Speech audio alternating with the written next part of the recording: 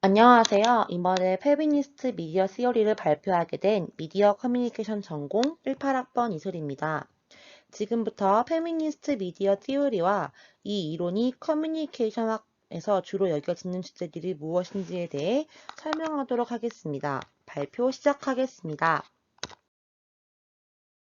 첫 번째로 티오리 인트로덕션입니다. 여러분, 페미니즘에 대해 들어본 적 있으신가요? 그렇다면 페미니즘이 무엇인지도 알고 계신가요? 사전적 의미로 페미니즘이란 여성의 권리 및 기회의 평등을 핵심으로 하는 여러 형태의 사회적, 정치적 운동과 이론들을 아우르는 용어를 의미합니다. 여러분들이 들어왔고 일상에서 말하던 페미니즘은 정말 말씀드린 대로 사용되었나요? 페미니즘은 본래 의미가 퇴색되고 의미가 변질되어 잘못 쓰이고 있는 단어들 중에 하나입니다. 남녀평등에서 출발한 이 단어는 어느새 여성 우월주의와 남성 비하를 말하는 단어가 되어버렸습니다. 현재 페미니즘은 과연 어떤 의미로 쓰이고 있을까요? 페미니즘을 둘러싼 오해들을 살펴보기 전에 질문 하나를 먼저 드리려고 합니다. 당신은 페미니스트입니까? 만약 당신이 한 교실에서 남자와 여자가 같이 수업을 들어야 한다고 생각하거나 버스를 같이 타는 것에 대한 거리낌이 없다면 당신도 페미니스트입니다. 하지만 우린 왜 당당하게 페미니스트라고 말하지 못했을까요? 그 이유는 이미 페미니스트란 단어가 부정적으로 변질되고 있기 때문입니다. 만화 잡지 바이즈에서는 페미니스트들을 종종 단발머리에 남자를 혐오하는 동성애들을 표현했습니다. 또한 테스커와 네그라는 실제로 현재 많은 여성들이 공공연히 정치적이고 즐거워하지 않으며 이 세상에 대한 분노와 증오로 가득 찬 사람으로 보일까봐 페미니스트라 정의되지 않기를 고집하고 있다고 말했죠. 페미니즘과 그에 관련된 많은 여성들이 이런 방식으로 비춰지고 있다는 것은 사회가 지속적으로 그리고 성공적으로 페미니즘과 페미니스트들을 비방하려고 특정한 형태의 페미니즘을 부각시킨 뒤 그런 것들을 고착시키고 과장시켜 페미니즘이란 대다수의 사람들이 사는 모습과 동떨어진 것처럼 느껴지게 만들고 있음을 입증하는 증거입니다. 페미니즘이 성취하고자 한 주요 사상들, 예를 들자면 여성의 투표권과 교육의 기회와 같이 남성의 권리와 일치되는 평등에 관련된 사상들은 현재 많은 문화권에서 받아들여지고 당연하게 생각됩니다. 그럼에도 아직까지 우리 사회에서 페미니즘은 그저 거부감이 느껴질 뿐입니다. 대체 무엇이 페미니즘을 이렇게 만든 걸까요? 물론 수많은 요인들이 있겠지만 페미니즘이란 단어가 퇴색된 데에는 미디어의 역할도 무시할 수가 없습니다. 그렇다면 미디어와 페미니즘의 관계에 대해서 알아보도록 하겠습니다. 페미니즘의 부정적 의미는 미디어상에서 성격이 다른 여러 페미니즘들이 서로 대립하면서 만들어지게 되었습니다. 미디어는 페미니즘을 우리 주변에서 묘사되는 젠더를 그대로 표현함으로써 페미니즘을 분석하는 것이 아닌 적극적으로 비평하고 폄하해야만 하지만 페미니즘은 다른 방식의 미디어 접근보다 더 정치적이고 비판적으로 보여지기만 합니다. 지금까지 페미니즘에 대해 기초적으로 생각해 보았습니다. 대충 감이 잡히셨나요? 이제부터는 이 이론이 다루고 있는 문제점들을 조금 더 깊이 알아보려고 합니다. 새로운 사회운동인 페미니즘은 사회주의적, 자유주의적, 이성적 등등 페미니즘 이론의 다양성과 혼합되어 있기 마련입니다. 이는 토론, 비평, 상호비평 등을 통해 페미니즘의 범위를 발전시키고 있습니다.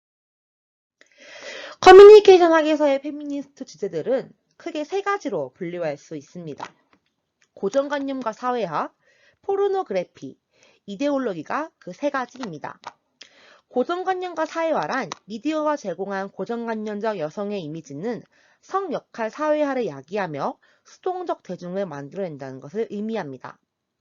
두 번째 포르노그래피란 여성의 긍정적 의미를 결핍하고 상징적으로 무력화시키며 여성이 자신의 경험을 억누르고 가부장제의 필요에 봉사하고 있는 모습을 그려내는 것을 뜻합니다. 마지막으로 이데올로기란 미디어는 헤게모니에 대한 동시대의 매개체이며 독자를 잠재적으로 구속하는 군중 이데올로기 덩어리로 만든다는 것을 의미합니다. 그럼 이 세 가지 분류들을 조금 더 자세히 알아봅니다. 첫 번째는 고정관념과 사회화입니다. 초기 페미니스트 미디어 학자들이 커뮤니케이션 의제에 더했던 새로운 주제들은 미디어 안에서의 여성의 전형적인 이미지와 이런 이미지들이 대중에 끼치는 영향이었습니다. 라카오는 이러한 특별한 주제들에 대해 두 가지 이유들을 연구했습니다. 베티 프리든의 여성의 신비와 같은 페미니스트 책의 핵심적 요소였기 때문이죠. 그리고 그 주제들은 커뮤니케이션학의 실증적 연구 패러다임에 매우 적합했습니다. 이미지와 효과 연구에 대한 초기 논평 기사는 아직까지 커뮤니케이션 연구 그 자체에 대한 편견에 대해 고발하지 않고 커뮤니케이션학의 유연성에 대해 다소 낙관적이었습니다. 반면에 터크맨은 커뮤니케이션 학자들이 여성이란 주제에 관심이 없어 왔다고 지적하며 왜 우리가 여성에 관심을 가져야 하는가에 대해 처음으로 주장했습니다. 노동시장에서 모든 미국 여성의 반 이상의 이상적 사회 변동이 발생했음에도 불구하고 텔레비전 등 미디어 매체들은 상징적으로 여성을 무능력하며 남성에 비해 열등하고 수동적인 존재로 폄하했습니다. 터크맨의 분석은 기능주의적 페미니스트 이론의 기본적 요소들을 포함했습니다. 고정관념에 관한 이론과 연구는 편견과 고정관념에 대한 철저한 분석 이력에 대해서는 특히 가치가 있다고 증명되어 왔으며 그 편견과 고정관념을 많은 나라의 여성들이 전달자의 의식으로 불러일으키기 위해 사용되어 왔고 여성에 대한 이미지를 향상시킬 수 있도록 미디어에 압박을 넣을 수 있는 수단으로 사용해 왔습니다. 미디어는 지금까지 자연스럽게 매체에서 여성을 배제함으로써 여성에 대한 고정관념을 만들었고 이를 사회화시킨 것입니다. 다음으로 포르노그래피에 대해서 말씀드리겠습니다. 포르노그래피는 아마 포르노라고 해서 야한 동영상의 또 다른 말로 쓰이기 마련입니다. 하지만 일반적으로 포르노그래피란 미디어 속에서 여성의 젠더, 즉 사회학적 성을 다른 말로 일컫는 것을 의미합니다. 미디어는 무절제한 흑인 여성의 성생활을 비하하고 미디어 속 여성은 젊고 예쁘며 남자에게 순정적인 이미지만 보여지는 등 여성의 한쪽 면만을 강조하여 포르노그래피화하였습니다.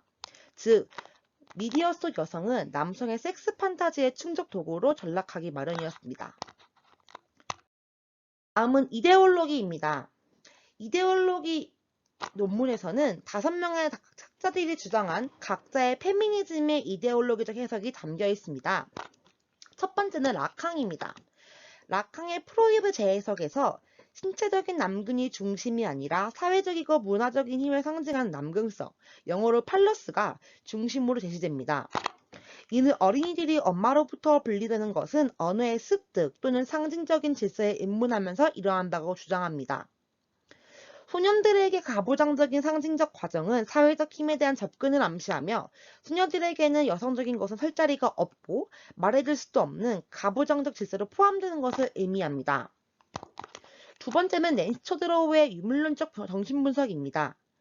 낸시의 정신분석에 따르면 사회적인 성의 동일성의 획득은 오이디푸스 컴플렉스 단계 전에 일어납니다. 이 이른 시기의 어린이들은 부모, 보통 어머니에게 완전하게 의지하는데요. 어머니와 어린이의 강한 공생관계에서 어린이는 지속적으로 그와 어머니가 한 존재임을 의심하고 확인받고 싶어합니다. 이러한 공생관계는 동일한 성을 가진 어머니와 딸 사이에서 더 강하게 발현되는데요. 결과적으로 소녀들은 자신을 어머니와의 관계에 생각하는 반면 소년들은 자신을 연결하지 않은 개인인 아버지의 부재로 자각하는 것입니다. 초드로우의 이론에서 남근 선망은 신체적인 것에 대한 여성적 욕망이 아니라 어머니로부터 분리와 자율적 인간이 되려는 욕망을 의미합니다. 세 번째는 알투세입니다. 정신분석은 특히 알투세나 다음에 설명한 그람시와 같은 신마르크스주의자들에 의해 일어나던 이데올로기 수준의 사회적 성과 가부적 관계에서 재생산이 이루어졌습니다. 알투스는 자신의 이데올로기 이론을 발전시키기 위해 라캉의 주관성 관념을 끌어들였는데요. 언어는 진정한 경험이나 정말로 일어날 것을 전달하는 투명한 미디어가 아니라 주관성과 현실을 구성하는 것이라고 말했습니다.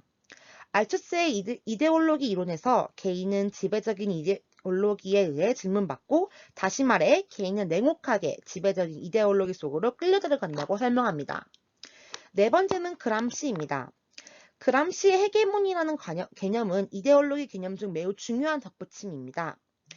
헤게모니란 지배계급의 해석에 대한 일반적 동의를 열심히 구하는 과정을 의미합니다.